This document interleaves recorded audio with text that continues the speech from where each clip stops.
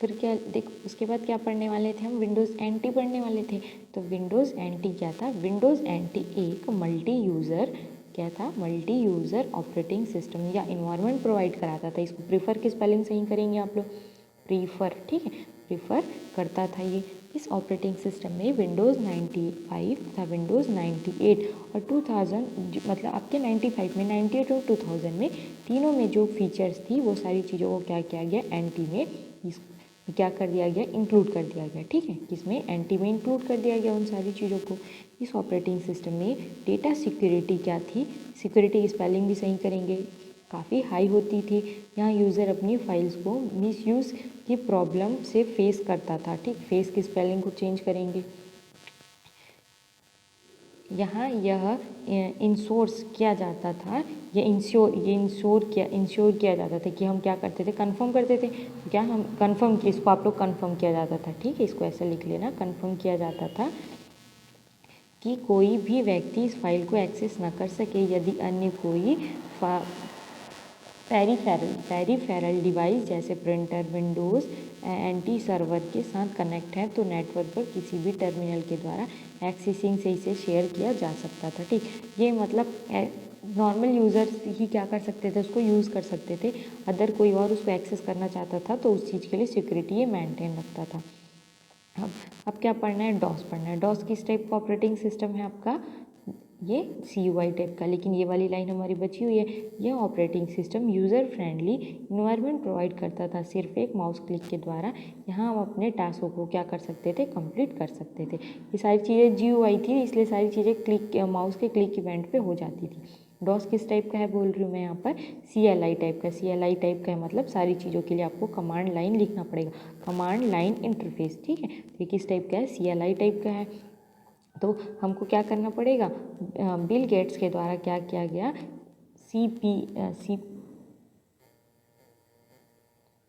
Bill Gates के द्वारा CPM operating system के समान ही, इसको आपने क्या कंसीडर कर लो, विंडोज़ के समान ही, क्योंकि डॉस आया था पहले, फिर बाद में आया आपका विंडोज़। ऑपरेटिंग सिस्टम के समान ही एक ऑपरेटिंग सिस्टम को लिखा गया जिसमें काफ़ी टाइम सेव किया गया।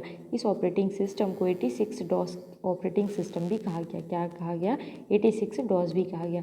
यह एक क्या है, यह एक कम नॉर्मल यूज़र के लिए क्या था, बहुत ज़्यादा यूज़, मतलब ये उतना ज़्यादा यूज़ नहीं कर सकते थे, क्योंकि यहाँ पर सारे लोगों को उनके कमांड के बारे में पता नहीं था, तो नॉर्मल यूज़र उसको यूज़ नहीं कर सकते थे। इसे टेस्ट मेमोरी बोर्ड के द्वारा यूज़ किया जाता था। इसके लिए हम लोग क्या यूज़ करते थे, CMD, आप लोग CMD याद रखेंगे, कमांड टाइप करके क्या करते थे हम लोग यहाँ पर यूज़ करते थे, कमांड प्रॉम्प्ट में टाइप करते थे तो वर्क परफॉर्म होता था। यह एक अन्य व्यक्ति टिम पीटरसन भी 86 डॉस का क्या हुआ, ऑथर बना था, क्योंकि इन्होंने ही इसे अपग्रेड किया। अपग्रेड की स्पेलिंग चेक करके आप लोग उसको सही कर लेंगे, तथा रीनेम करके MS DOS इसका नाम दिया, माइक्रोसॉफ्ट डिस्क ऑपरेटिंग सिस्टम। इस ऑपरेटिंग सिस्टम को IBM as a operating system नाम दिया गया, ठीक है। इसको IBM के साथ भी डेवलप किया गया था। इसके बाद IBM उन PCs के साथ आया जिसने MS DOS ASA को क्या किया गया, इंक्लूड किया अपने सिस्टम में।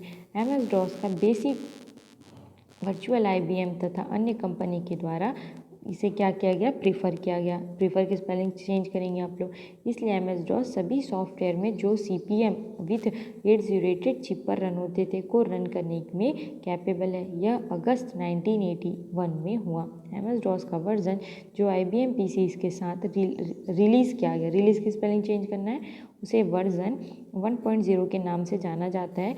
इसमें 12K से कम मेमोरी होती थी। 12K मतलब एक तो नॉर्मल क्या लिखना है आपको, सिर्फ 12 लिखना है, K मतलब क्या होता है बोली थी मैं, 2⁻10 होता है, ठीक है।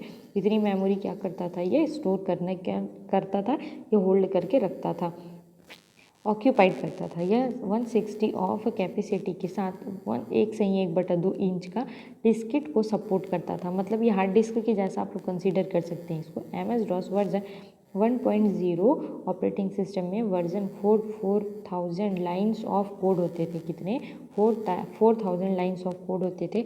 यह सिस्टम 3 प्रोग्राम को कंसिस्ट करता था, जो कि क्या है, पहला आपका IBM bio.com है for disk and character IO system के लिए, फिर क्या है IBM DOS.com for disk and file management के लिए। थर्ड क्या लिखा है, command.com, जो कि कमांड इंटरप्रेटर के जैसा वर्क करता था। MS DOS IBM PC के रोम, जिसे कि बायोस बेसिक आईओ सिस्टम का यूज़ करता था, जिसमें वेरियस स्टैंडर्ड डिवाइस के लिए ड्राइवर डाला जाता था उसमें। ठीक है, ड्राइवर की स्पेलिंग देख के आप लोग सही कर लेंगे इसको। यह वर्जन सिर्फ एक सिंगल डायरेक्टरी को सपोर्ट करता है। इन सिस्टम की कैपेसिटी को बैच फाइल में हैंडल किया जाता है। बैच की स्पेलिंग, बैच फाइल में क्या किया जाता है, हैंडल किया जाता है। इसके बाद के वर्जन 1.1 आया, जो कि क्या हुआ, 1.0 के बाद आया था। कौन सा, 1.1, जो कि बग्स एरर को फिक्स्ड करता था। ठीक है, आपके कोडिंग में जो एरर आते हैं ना, मतलब कोडिंग में मतलब जब भी उसकी प्रोग्रामिंग की जाती है डेवलपमेंट के टाइम, तब जो एरर आता था ना, उसको क्या करता था, फिक्स्ड करता था। इसके बाद एक सब सीक्वेंट वर्जन 2.0 भी आया, जो कि फर्स्टली एक नया ऑपरेटिंग सिस्टम था। ठीक है, क्या हुआ, 1.1 के बाद 2.0 भी आया। इसके बाद ऐसे ही सीरीज़ बढ़ती गई उनकी। फिर क्या है, 3.0, 4.0, 5.0 एंड 6.0 आदि वर्जन आते गए, जिनमें और अधिक एडवांस फीचर को या यूटिलिटीज़ को क्या किया गया, ऐड किया गया।